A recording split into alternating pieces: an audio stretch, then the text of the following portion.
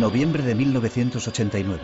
Un inesperado acelerón de la historia provoca el desmoronamiento del ya resquebrajado bloque soviético. La multitud de berlineses que cruza el muro, que hasta entonces separaba los dos estados alemanes, simbolizaría para siempre este acontecimiento.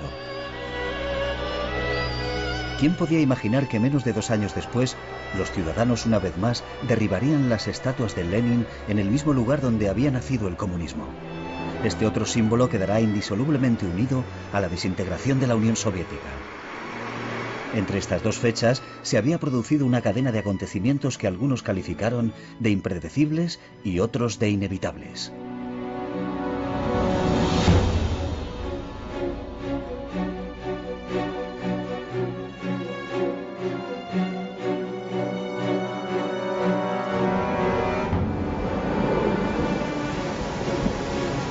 El primero de esta serie de acontecimientos tiene lugar a 4.000 kilómetros de Moscú, en 2 barcos sacudidos por una tormenta en el Mediterráneo frente a la costa de Malta.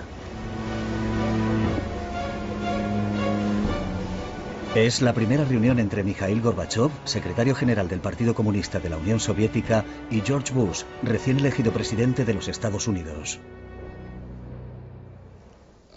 Fue muy divertido porque había una tormenta tremenda y no conseguían que se acercaran los barcos y Bush se mareó y Gorbachev se mareó y todo el mundo estaba mareado. Los dos hombres que intentaban encontrarse en aquel mar enardecido eran los líderes de las dos grandes superpotencias del planeta. George Bush, presidente de los Estados Unidos desde hacía menos de un año, había sucedido a Ronald Reagan, el hombre que se refería a la Unión Soviética como el imperio del mal y que había llevado el enfrentamiento nuclear con el bloque soviético a un punto crítico. ¿Continuaría Bush con la política de su predecesor? Mikhail Gorbachev había sido el secretario general del PQS desde 1985. Entonces tenía 54 años. Había introducido un espíritu más joven en el liderazgo del partido y había emprendido reformas radicales. En política exterior levantó el telón de acero, permitiendo a países satélites de la URSS como Polonia, Hungría y Checoslovaquia tomar las riendas de sus destinos nacionales. En política interior, inició la democratización del país lanzando 2 conceptos revolucionarios, glasnost y perestroika. Glasnost quiere decir libertad de expresión. Perestroika significa reestructuración de la política económica y del sistema social.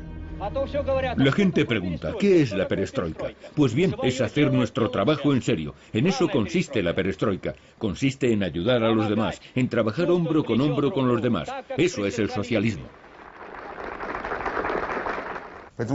En cuanto Gorbachev dijo ya podéis hablar en voz alta, fue el fin. Después de aquello ya no había forma de detener el proceso ni de volver atrás. Era demasiado tarde. Todo se precipitó desde aquel momento. Pero en 1989 el resultado no era convincente. A pesar de que la sociedad soviética estaba empezando a respirar, se había abolido la censura sobre la prensa, las libertades individuales eran más respetadas y los encarcelamientos arbitrarios habían desaparecido, la vida diaria de los rusos se deterioraba cada día más. Entonces fue cuando tuvo lugar la cumbre de Malta. Gorbachev llegó a esta reunión de Malta en una posición extremadamente debilitada. Tenía un objetivo crucial, conseguir de los americanos el fin de la escalada nuclear. Por razones morales, por supuesto, pero también por razones económicas. Una reducción drástica del gasto militar de su país le permitiría financiar su famosa perestroika y elevar la calidad de vida de su pueblo. No solo los países europeos, sino el mundo entero se veía afectado por esa guerra fría. Hay que tener en cuenta que la URSS y los Estados Unidos habían gastado decenas de miles de millones de dólares en la carrera armamentística. Imagínese lo que se podría haber hecho con todo ese dinero. Durante el mes anterior a la cumbre, la administración Bush estaba totalmente dividida. Así que el presidente Bush, y aquí es donde yo representé un pequeño papel, llevó a todo su equipo, a todo el mundo, a Camp David, la residencia de vacaciones del presidente, e invitó para que hablaran a todo su equipo a dos personas que representaban dos visiones académicamente opuestas sobre Gorbachov. El profesor Richard Pipes, de Harvard, que no se fiaba de Gorbachov, no creía en Gorbachov, pensaba que todo eso de la perestroika era una trampa. Y Stephen Cohen, de Princeton. Yo en el 89 defendí abiertamente que Gorbachov representaba para los Estados Unidos una oportunidad histórica de terminar con la Guerra Fría. Después de hablar Pipes y de hablar yo, nos hicieron preguntas. Y entonces vi claramente que el presidente ya se había decidido, que iba a terminar la Guerra Fría con Gorbachov en Malta en aquellos barcos. Bush dijo su famosa frase: la URSS ya no es nuestro enemigo. Tenemos que dejar de vernos unos a otros como enemigos. A continuación yo dije lo mismo y nos dimos la mano. Y ese gesto y esas sencillas palabras simbolizaron el fin de la Guerra Fría. Para todos nosotros fue un gran logro. Pero inmediatamente nos vino una pregunta a la cabeza. ¿Cómo debemos actuar en este nuevo escenario? Era difícil saberlo. Fue en este nuevo contexto político cuando Mikhail Gorbachov fue a Vilnius, en Lituania, donde miles de manifestantes exigían la independencia del país. Fue acompañado de su esposa Raisa para evaluar una situación que estaba empezando a ser peligrosa, ya que Lituania era parte integrante de la Unión Soviética. Junto con los otros dos estados bálticos, Letonia y Estonia, Lituania había sido anexionada a la Unión Soviética en 1940. Cuando Mikhail Sergeyevich Gorbachov vino aquí, yo le acompañé a todas partes. A las calles, a las plazas, a reuniones con los intelectuales. Y él siempre hacía la misma pregunta: ¿realmente queréis separaros de la Unión Soviética? Y siempre recibió el mismo rotundo sí. ¿Qué otra respuesta podían darle más que un sí? Era evidente. De vuelta en Moscú, Mikhail Gorbachov transmitió una conclusión diferente del viaje a sus colegas de partido. Cuando Gorbachov volvió de Vilnius, se dirigió al Politburó con entusiasmo. Dijo: todo va bien. Quieren seguir con los rusos y continuar en la Unión Soviética. No hay ningún problema. Sin embargo, 2 meses después, Lituania declaró su independencia unilateralmente. Por primera vez en la historia de la URSS, una de sus repúblicas se independizaba. Era un acontecimiento de gran importancia porque probablemente tendría un efecto contagioso. Mikhail Gorbachov intentaba ganar tiempo, pero tenía que respetar las reglas que había establecido al llegar al poder. Lo que le importaba a Gorbachov, y lo que para mí es la prueba de sus excepcionales cualidades, era mantenerse fiel a unos principios morales, la aversión al uso de la fuerza. Debido a su formación como abogado, consideraba incuestionable la supremacía de la ley. Juro solemnemente servir a los pueblos de nuestra nación, actuar en el estricto cumplimiento de la Constitución. A fin de continuar con sus reformas legalmente, Gorbachov se hizo elegir presidente de la URSS por el Congreso de los Diputados del Pueblo. En la misma línea, abolió el monopolio político del Partido Comunista e introdujo un sistema multipartidista en la Unión Soviética. Todo se debía reformar radicalmente.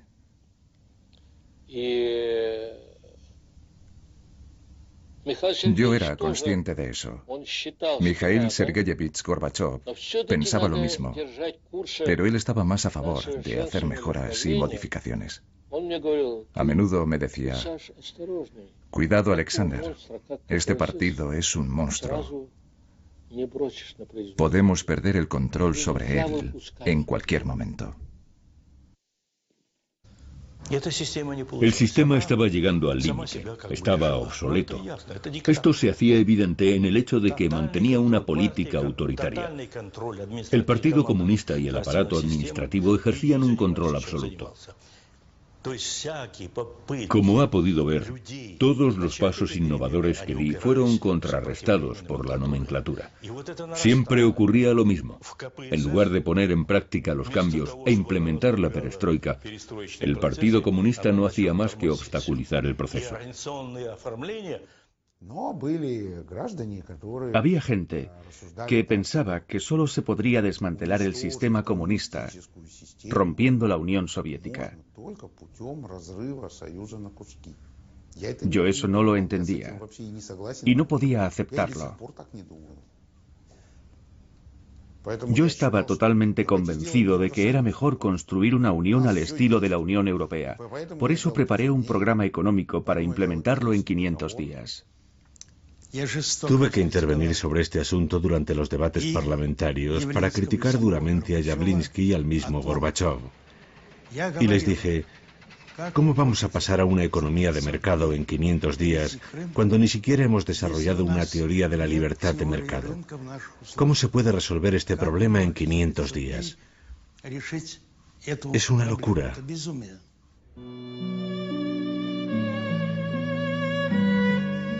De hecho, el presidente Gorbachov se enfrentaba al eterno dilema. ¿Son compatibles el marxismo y el capitalismo? En otras palabras, ¿se puede aplicar la libertad de mercado dentro de una economía controlada? La perestroika, que había sido concebida para resolver este problema, no tuvo el efecto esperado. Abrir la puerta a la competencia comercial fue un fracaso porque se mantenían los precios fijos y los nuevos productores independientes no estaban interesados en vender con pérdidas. El resultado fue una caída de la producción, estantes vacíos en las tiendas y una escasez general de todo tipo de productos. No hay nada en los mercados ni en las tiendas. Nos pasamos el tiempo de aquí para allá buscando algo que comer. No hay comida de ningún tipo. ¿Cuándo va a acabar con esta situación? Esa no es la clase de pregunta que tiene que hacerle a Mikhail Sergeyevich. Gorbachev ya estaba hablando de la necesidad de liberalizar los precios de productos indispensables 2 meses después de ser elegido. Pero cuando más se acercaba el momento de tomar una decisión, de asumir sus responsabilidades, más se alejaba la pluma del papel. Mikhail Gorbachov aplazaba las decisiones y finalmente renunció a su programa, pero ya era demasiado tarde. El dólar, que circulaba de forma encubierta, se había convertido en la moneda de referencia. El rublo se hundió, la inflación se estaba disparando, aparecieron mendigos en las calles de Moscú, algo nunca visto hasta entonces. Los salarios y las pensiones se dejaron de pagar regularmente. En retrospectiva, 20 años después, Mikhail Gorbachov valora muy negativamente este programa fallido para precipitar el cambio económico. En realidad fue un gran error. Era imposible pasar de un sistema económico a otro en 500 días. Fracasamos. Fue un absoluto fracaso.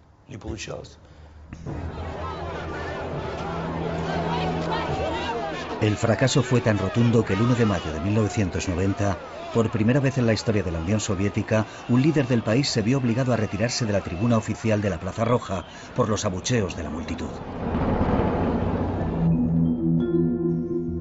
Fue entonces cuando un hombre que había permanecido arrinconado durante varios años saltó a primera línea, Boris Yeltsin. Era un alto funcionario, un importante aparachic provincial apreciado por su eficacia y su franqueza, y había sido primer secretario del partido en Moscú antes de ser apartado por Gorbachov por criticar la lentitud con que se estaba poniendo en práctica la perestroika.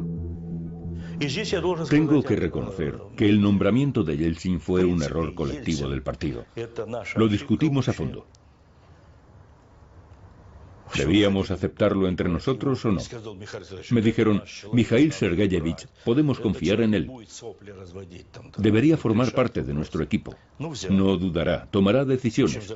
Así que lo aceptamos. ¿Y en qué acabó todo? Bueno, eso ya lo sabe. Elegido diputado del pueblo y a la cabeza de los reformadores comunistas, Boris Yeltsin no dejó pasar ni una sola oportunidad de mostrar su hostilidad hacia Gorbachov. En el Parlamento era blanco habitual de sus ataques. Ha llegado el momento de presentar a la sociedad una imagen objetiva de la situación. Eso es lo que Mikhail Gorbachov podría haber hecho. Él fue quien proclamó la perestroika y por supuesto sobre él recae la máxima responsabilidad de la crisis que estamos sufriendo. La política exterior de Gorbachov fue tan criticada como los fracasos de la perestroika. Se le acusó de haber capitulado ante las potencias occidentales, no solo por no negociar seriamente la salida de las tropas soviéticas de Alemania Oriental, sino por otra cuestión mucho más importante. La administración Bush, dijo a Mikhail Sergeyevich: todos estamos de acuerdo en que Alemania se debe unificar. Esta cuestión no se puede demorar por más tiempo. Hay que hacerlo, por justicia histórica. Pero ¿qué hacemos con la Alemania unida? ¿Qué hacemos con ella? ¿Dónde la ponemos? Una solución era integrar a Alemania en la OTAN para poder controlarla, pero a Gorbachov no le gustaba la idea. Era una capitulación excesiva, una concesión demasiado grande. Entonces le ofrecieron a Gorbachov, o él lo pidió, no recuerdo bien, que si Alemania entraba en la OTAN no avanzaría más hacia el este. En otras palabras, la OTAN se acabaría en Alemania, no pasaría de allí. Se le hizo esa promesa a Gorbachov, pero él cometió un error. Confió en los americanos. De hecho, era evidente que los polacos, los húngaros y los checos harían lo que fuera necesario para entrar en la OTAN, extendiendo así los límites de la organización hasta las mismas fronteras de la URSS. Cada vez más debilitado, sin embargo, Gorbachov obtuvo una gran victoria al ser reelegido sin dificultad secretario general en el 28º Congreso del Partido Comunista. Los conservadores habían quedado en minoría, pero de repente, en un gesto espectacular, Boris Yeltsin abandona el Congreso dando un portazo. Nadie más que yo le vio en ese estado. Estaba lívido, profundamente alterado. Él que había mamado del pecho de la madre comunista, que había entregado su vida entera al comunismo, tenía que renunciar a todo aquello.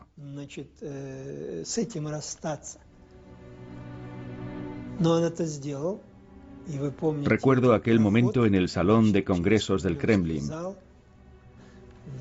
Se le vio de espaldas, alejándose por el pasillo de aquel centro de poder, donde hasta hacía poco había sido implacable, todopoderoso, y ahora no era nada.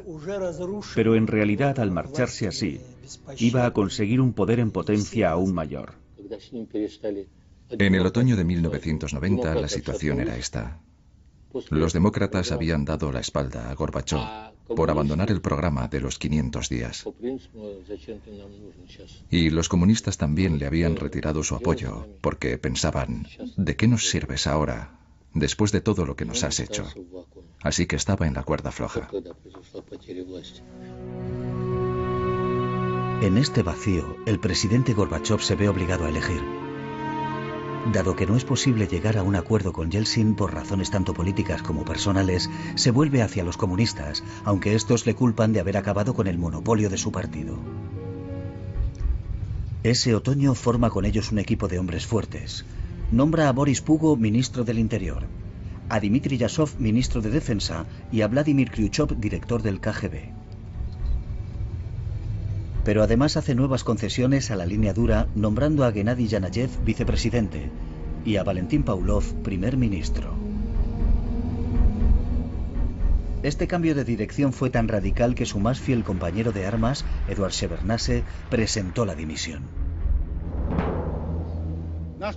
Esto es la llegada de la dictadura y lo declaro con toda solemnidad.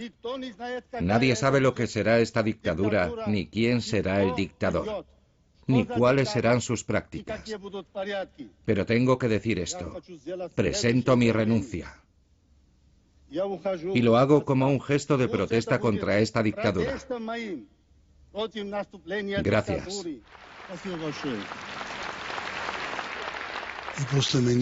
Después de mí intervino Gorbachov.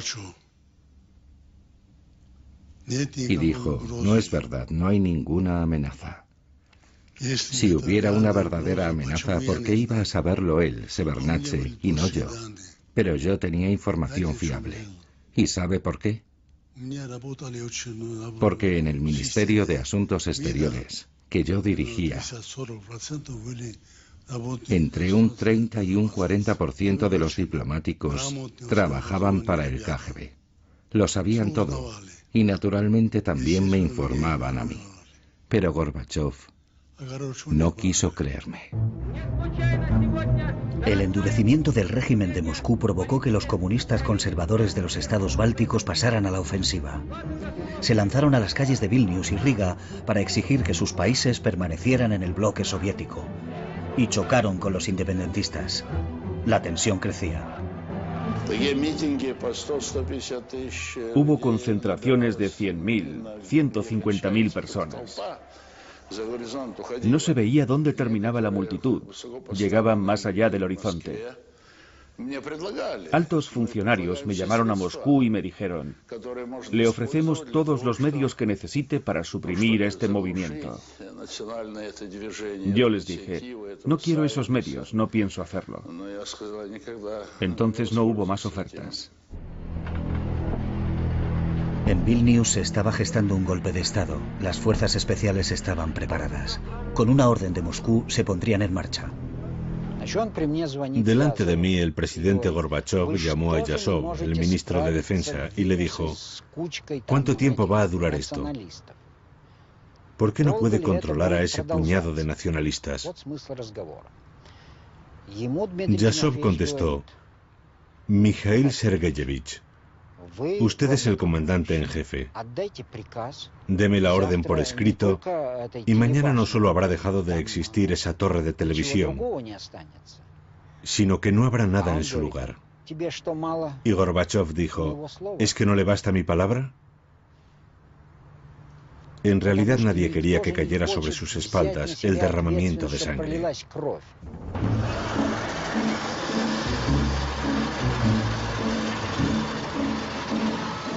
Las consecuencias de la indecisión respecto a los más altos niveles del Estado no tardaron en producirse.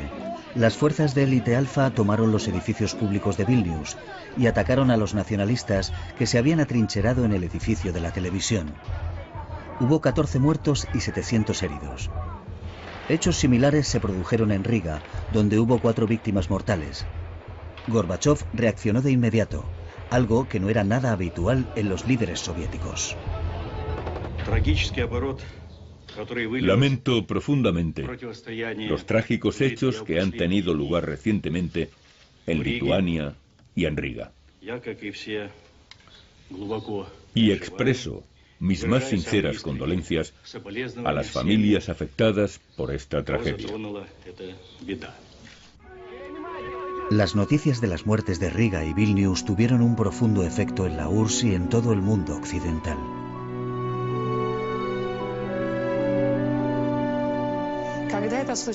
Después de estos hechos, Occidente y sobre todo los Estados Unidos estaban preocupados. Temían que se desestabilizaran no solo los nuevos países independientes del Este, sino la Unión Soviética misma. Recuerdo los comentarios de George Bush, de Margaret Thatcher y de François Mitterrand. Todos temían que estos acontecimientos obstaculizaran la perestroika de Gorbachov. Realmente apreciaban a Gorbachov, siempre y cuando hiciera realidad sus esperanzas de democratización de la Unión Soviética.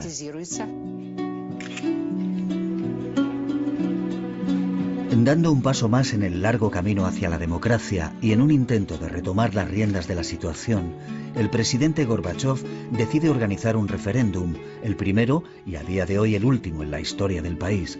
Se preguntó a la población si se debía reformar la URSS con un nuevo tratado a definir en el futuro.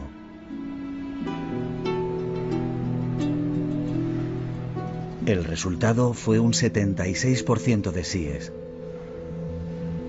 El mismo día se celebró otro referéndum solamente en Rusia. Un 70% de los votantes se declararon a favor de establecer el cargo de presidente de Rusia y que fuese elegido por sufragio universal. El 16 de junio, Boris Yeltsin juró el cargo. Había sido elegido primer presidente de Rusia.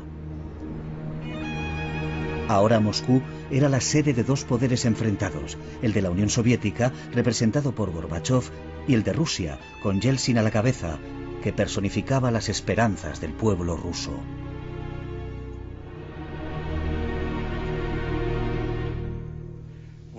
Si había contradicciones entre Gorbachov y Yeltsin, no eran muy profundas. Lo que les impulsaba a los dos era la lucha por el poder, la lucha por el puesto del número uno. De eso se trataba en realidad, y eso era sobre todo lo que los enfrentaba. Tengo que decir que esos dos hombres amaban tanto el poder que si Yeltsin se hubiera convertido en secretario general del partido, este habría salido fortalecido. Esa es la paradoja. En este pulso, Gorbachov cargaba con el lastre de sus resultados económicos.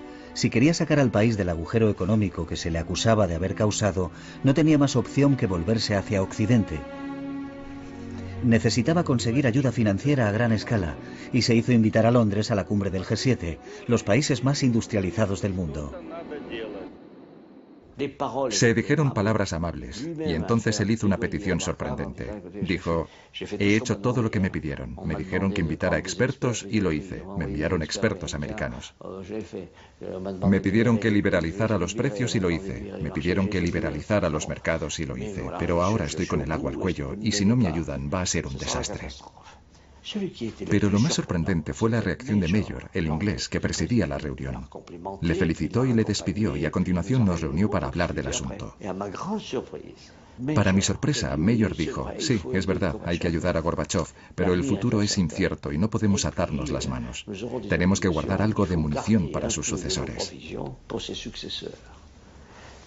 Fue sorprendente, quizá por la forma de expresarlo, ya que era reconocer abiertamente la idea de que Gorbachov iba a caer.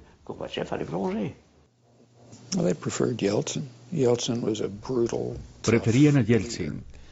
Yeltsin era un líder duro y brutal, claramente opuesto a la democracia, que para ellos podía mantener a Rusia controlada. Gorbachov estaba avanzando en una dirección que podía haber intentado llevar a Rusia hacia la democracia, la socialdemocracia, hacia la independencia en un sentido que a Occidente no le gustaba. Ellos preferían que hubiera un dictador inflexible que hiciera lo que ellos quisieran.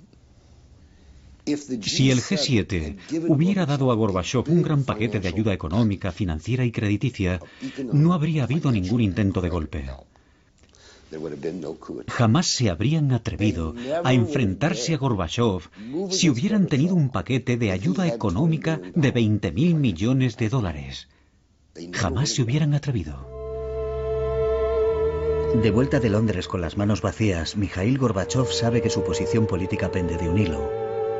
Se acercan las vacaciones de verano y circulan rumores de un golpe de Estado. Rumores fundados. Era evidente que se estaba gestando un golpe. Hacía tiempo que un pequeño grupo de hombres, todos cercanos al presidente Gorbachov o miembros de su gobierno, lo estaba preparando. Empezó en diciembre del 90. No nos reuníamos todos. Nos veíamos en pequeños comités. El país se iba encaminando al desastre y había que tomar medidas extraordinarias para detener aquel proceso. Estábamos respaldados por la Constitución de la Unión Soviética y el referéndum de marzo, en el que el pueblo había dado un rotundo no a la destrucción de la Unión Soviética. Los golpistas se oponían rotundamente al nuevo tratado que había preparado Gorbachov y que convertiría a la Unión Soviética en una federación de estados soberanos que disfrutarían de un alto grado de independencia. El proyecto de tratado para crear la nueva Unión estaba listo. Se publicó a finales de julio. Los principales problemas estaban casi resueltos. Incluso se había fijado la fecha en la que se iba a firmar. Sería el 20 de agosto. Los primeros en hacerlo serían Rusia y Bielorrusia. Los golpistas pensaron, este es el momento de actuar, y así fue como ocurrió.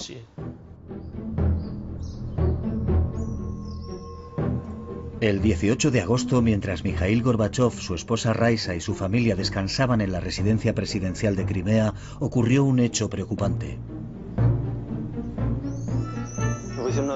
El Ministerio de Defensa cortó la electricidad y el teléfono de la residencia presidencial. Los militares me dijeron que habían recibido la orden. Así fue como ocurrió. Y abandonaron la residencia. Mientras tanto, cruceros de la Armada Soviética patrullaban abiertamente a lo largo de la costa. La idea era crear una sensación de tensión en la residencia. Después de unas horas, una delegación de ministros y miembros del partido irrumpió en la residencia del presidente Gorbachov. Sin más preámbulo, le exigieron que declarase el estado de emergencia en el país, lo que de hecho justificaría el golpe de Estado. Gorbachov respondió reafirmando los principios constitucionales. Es muy sencillo. Les dije a los golpistas, muy bien, reunid al Congreso del Pueblo. Entonces podréis expresaros ante ellos. Y yo haré lo mismo. Después tomaremos la decisión que sea necesaria. Y me dijeron, en ese caso, firme su renuncia. Y me negué. Me resistí a ceder ante los golpistas y a darles mi apoyo. Ellos querían que los apoyara. Así fue como sucedió realmente.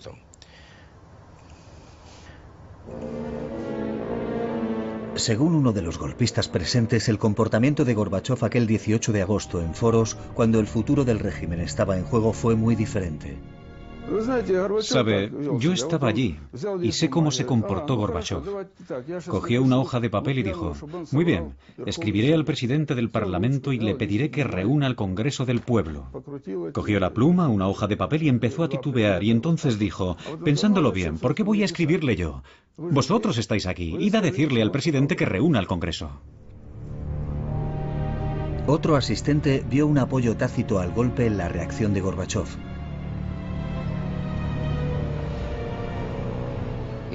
De hecho, nos dio la impresión de que el presidente no podía decirnos abiertamente, adelante, continuad con el golpe, detener a Yeltsin, cogedlo por los pies y tiradlo donde queráis. No, en ningún momento dijo nada parecido, pero los presidentes nunca utilizan ese lenguaje. Los golpistas entran en Moscú sin la autorización oficial del presidente Gorbachov y deciden precipitar el curso de los acontecimientos. Declaración de los líderes soviéticos. Debido a la incapacidad por razones de salud de Mikhail Gorbachov para cumplir sus funciones como presidente de la URSS, en función de la sección 7 del artículo 127 de la Constitución, se declara el estado de emergencia. 500 tanques entran en Moscú. Es Yasov, el ministro de Defensa, quien da la orden. Se sitúan en posiciones estratégicas, frente a los ministerios, la radio, la televisión, y rodean el Parlamento de Rusia, la Casa Blanca. Los golpistas del Kremlin imponen la censura, prohíben las manifestaciones y se establece el toque de queda. También se ponen en contacto con Boris Yeltsin, que rechaza la oferta de unirse a ellos. En la dacha de Boris Yeltsin preparamos una declaración para el pueblo. La redactamos de forma que expresara con toda precisión y claridad que el presidente elegido legítimamente, Gorbachov, había sido desplazado del poder y que los golpistas eran criminales de Estado.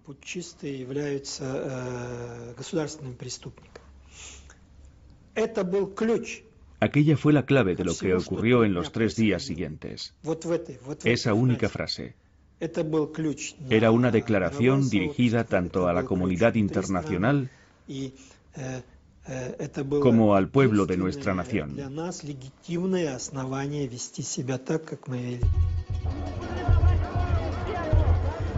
Mientras un número cada vez mayor de moscovitas se dirigía hacia la Casa Blanca, que estaba rodeada por los tanques, Boris Yeltsin decide acudir allí para hablar con las dotaciones de los tanques, la mayoría de ellos soldados de reemplazo. Yo le dije,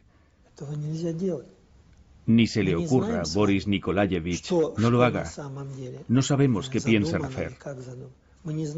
No sabemos quién puede estar emboscado en un tejado o en un balcón. No puede hacerlo. Él se volvió y dijo, dame el texto de la declaración.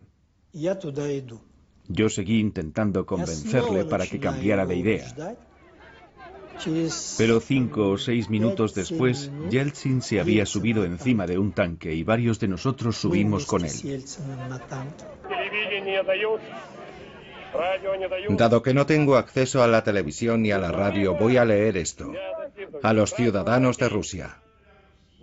La noche del 18 al 19 de agosto de 1991, el presidente electo, según la ley, fue apartado del poder. Por ello tenemos que declarar a ese supuesto comité fuera de la ley.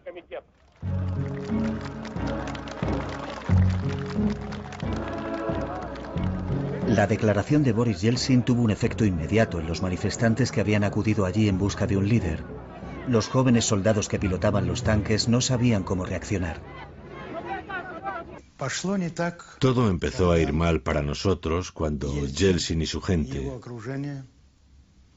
los Popov, los Sobchak, etc., todos esos traidores nacionalistas, no hay otra palabra para definirlos, llevaron a casi 100.000 personas ante la Casa Blanca. Aquello hundió el barco sin remedio. A las 5 de la tarde los golpistas aparecieron en público por primera vez. Gennady Yanayev ofreció una rueda de prensa, acompañado por 5 hombres, ministros y dignatarios del partido, todos ellos nombrados por Gorbachov. Deseo anunciar que el Comité Administrativo del Estado de Emergencia en la Unión de Repúblicas Socialistas Soviéticas es plenamente consciente de la gravedad de la crisis que atenaza nuestro país. Debido a la incapacidad de Mikhail Gorbachov por razones de salud para desempeñar sus funciones como presidente de la Unión de Repúblicas Socialistas Soviéticas, yo asumiré temporalmente las funciones de presidente. En Crimea, Mikhail Gorbachov y su séquito, que habían seguido el desarrollo de los acontecimientos en la televisión del encargado de la residencia, comprenden cuáles son las intenciones de los golpistas. Raisa estaba conmocionada después de ver la rueda de prensa. Se veía cómo le temblaban las manos a Yanayev. Gorbachov dijo entonces que ahora los golpistas intentarían adaptar la realidad a sus mentiras acerca de su estado de salud, que iban a intentar envenenarle. Desde aquel momento se negó a comer nada que viniera de la cocina de la residencia. Privado del contacto con el mundo exterior, Mikhail Gorbachov, que temía por su vida, grabó una declaración con una videocámara. Hemos recuperado este excepcional documento de unos archivos.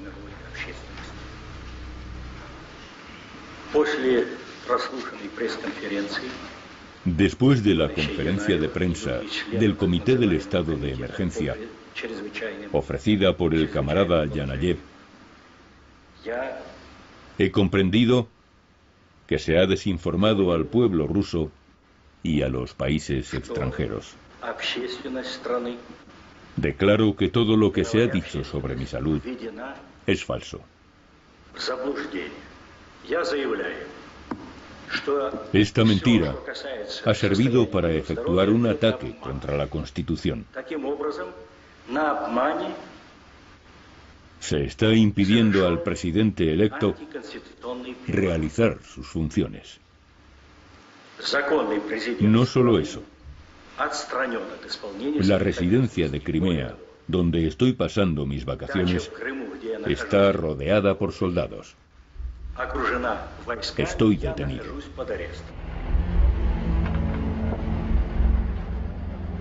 Al día siguiente, Boris Yeltsin, que había pasado la noche en el Parlamento, protegido por un fuerte dispositivo de seguridad, sigue recibiendo apoyos del interior del país y del extranjero.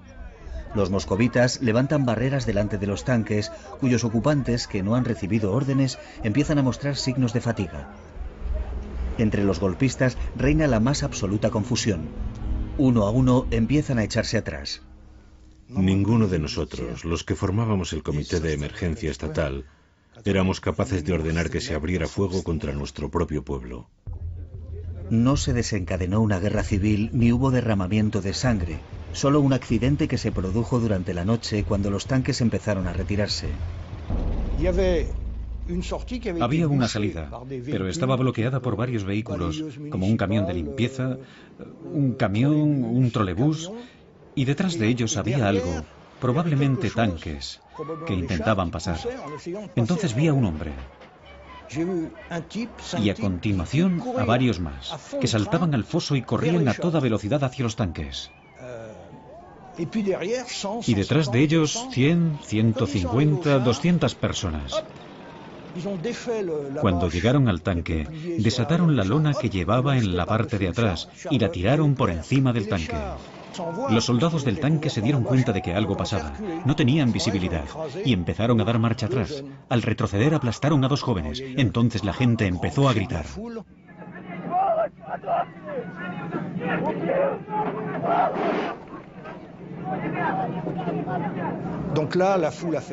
Los soldados salieron del tanque, pero nadie les agredió. Al contrario, la gente les decía: hermanos, ¿qué ibais a hacer? ¿Qué ibais a hacer? Por primera vez en la Unión Soviética, la gente actuó según su propio criterio, siguiendo su conciencia, en lugar de obedecer órdenes colectivas.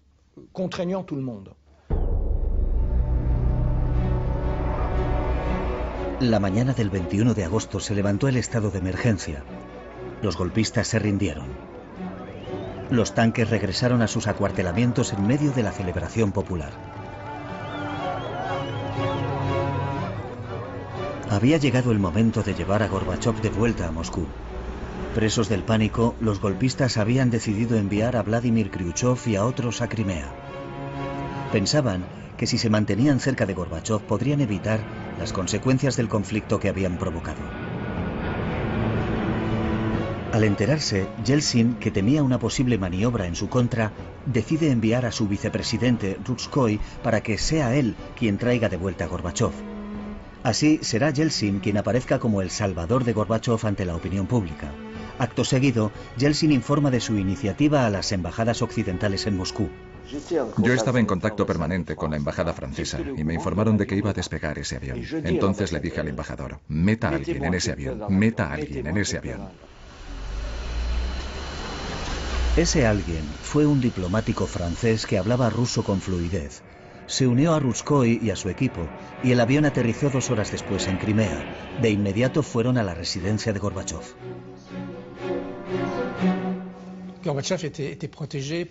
Gorbachov estaba protegido por una pequeña unidad que nos llevó junto a él, su esposa Raisa y su equipo. Pero los golpistas ya estaban por todas partes. Yo le dije que nosotros estábamos a favor de lo que había hecho y que estábamos allí para llevarle de vuelta a Moscú, lo que fue un alivio para él. Era su esposa la que estaba muy afectada, daba pena verla. Rutskoy les dijo: hemos venido a liberarles. El problema era que Khrushchev y los golpistas seguían allí, y ellos también querían llevarse al presidente Gorbachov en su propio avión a Moscú. Gorbachov nos dijo: gracias amigos, pero ya han venido a buscarme, así que volveré en su avión. Haremos las maletas esta noche y volveremos mañana por la mañana. Pero nosotros, el equipo de Yeltsin, le dijimos: ni hablar, se viene con nosotros ahora mismo. A pesar de sentirse tentado de regresar con los golpistas, Gorbachov accedió a subir al avión que había enviado Yeltsin, aunque era consciente de lo que iba a ocurrir. Gorbachov estaba hundido. Su estado mental no era el de siempre. No sabía qué decir. Todo su cuerpo estaba temblando. Y yo sabía por qué. Porque se había dado cuenta de que lo iba a perder todo.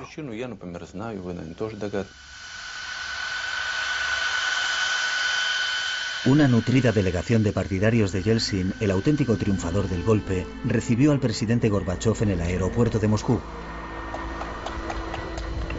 Él mantuvo la compostura.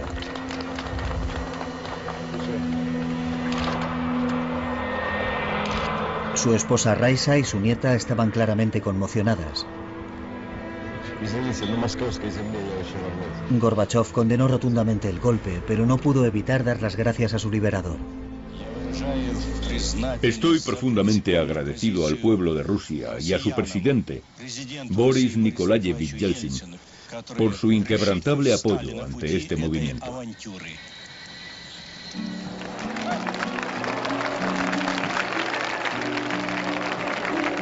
Ahora, Mikhail Gorbachov está a merced de Boris Yeltsin, que se presenta a sí mismo como el salvador de la perestroika y de la democracia. Y ante el Congreso de los Diputados del Pueblo no tarda en darle a su rival el golpe de gracia. Muestra el texto de un decreto que suspende las actividades del Partido Comunista, argumentando que no se ha podido determinar el papel exacto que ha jugado el equipo de Gorbachov en el golpe. Uno de los diputados llega aún más lejos. Dado el papel que el Partido Comunista ha protagonizado en el golpe, ¿está de acuerdo en que debería ser disuelto y considerarlo como una organización criminal?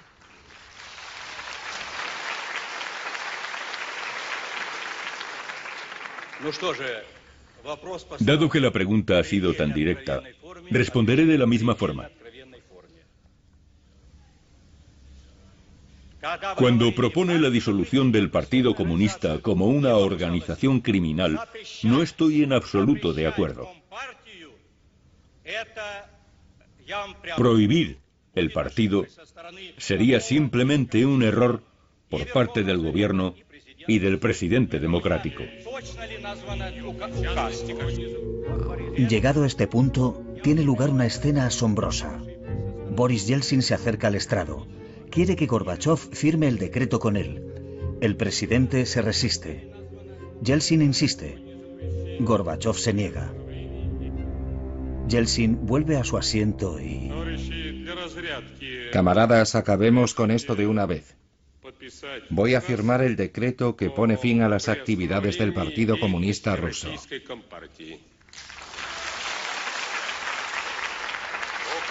El decreto está firmado.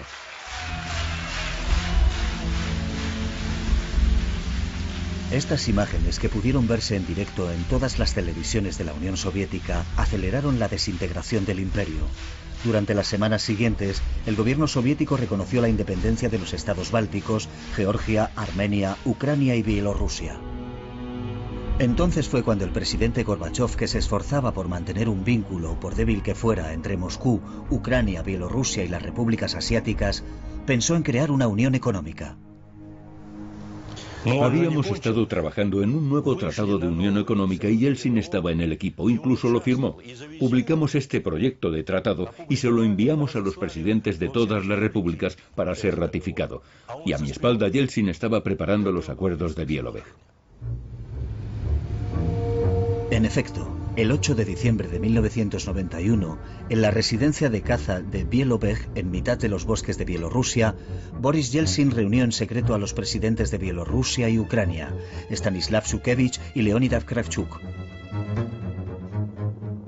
La idea era formar una nueva alianza política y económica con ellos para acabar con el tratado que preparaba Gorbachov y minar aún más su posición como presidente de la URSS.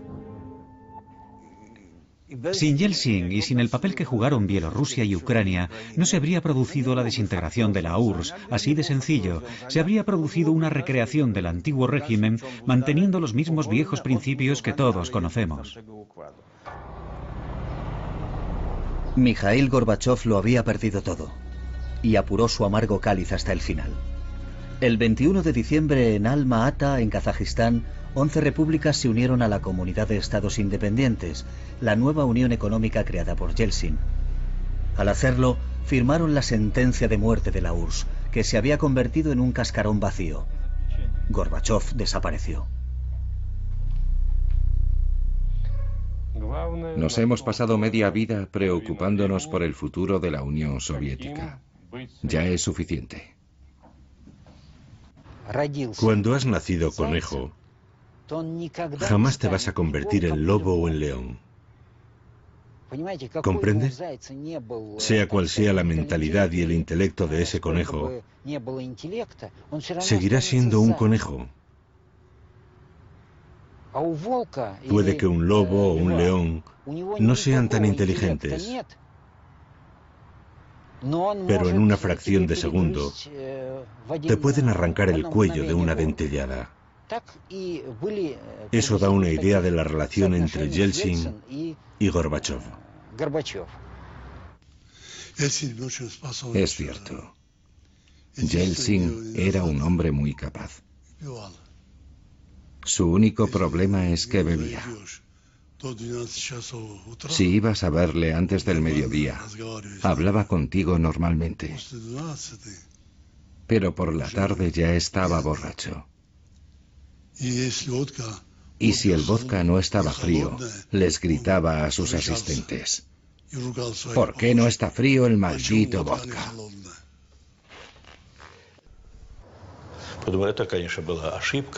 Yeltsin era un hombre inteligente y valiente. Incluso tenía buenas ideas. Pero era un aventurero. En el Kremlin, Gorbachov ya solo presidía las oficinas cada vez más vacías que el aventurero Yeltsin estaba ansioso por ocupar. Gorbachov, el aparachic convertido en demócrata que creía sinceramente en la reforma del comunismo, el hombre que había acabado con el miedo que sustentó el sistema soviético durante más de 70 años, ahora era acusado por su pueblo de cobardía, indecisión y debilidad. Pero entonces, ¿cómo pudo un hombre tan débil iniciar la perestroika? Dígamelo. ¿Cómo pudo iniciar un cambio en el régimen social? La glasnost, la democratización de la vida parlamentaria, el fin de la Guerra Fría, el fin de la represión política, el fin de la represión religiosa. ¿Cómo? Dígamelo. ¿Se da cuenta de la maraña de contradicciones en la que estábamos sumidos entonces? El 25 de diciembre de 1991 a las 7 de la tarde, abandonado por todos, Gorbachov leyó su carta de renuncia.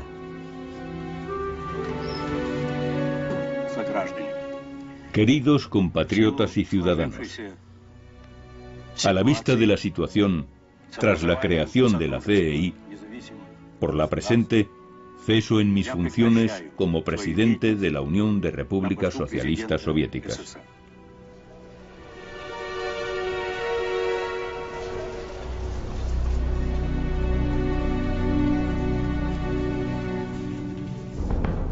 La firma de Mikhail Gorbachov al pie de su carta de renuncia aún no se había secado cuando, no muy lejos, en el Kremlin, se arriaba la bandera de la URSS. Había ondeado durante 74 años sobre el mayor imperio del siglo XX. Fue sustituida por la bandera tricolor de Rusia. Una nueva era comenzaba con promesas de democracia, desarme global y respeto por los derechos humanos. El tiempo ha pasado y ya sabemos qué ha sido de esas promesas.